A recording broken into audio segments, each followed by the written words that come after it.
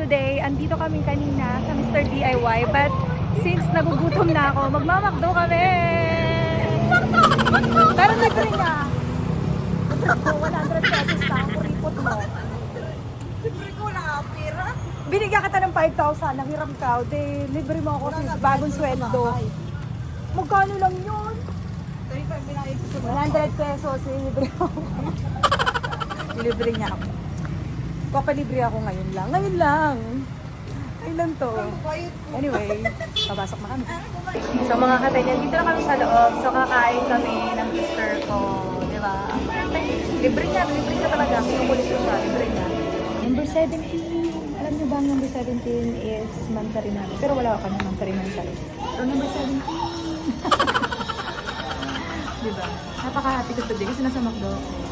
Sa tayo nagkakain na kami ng aking sister. Thank you so much sa libre. Yew! First time. First time in history. First time niyo po manilibre mga kadali. Kaya kakain na kami. See you next time.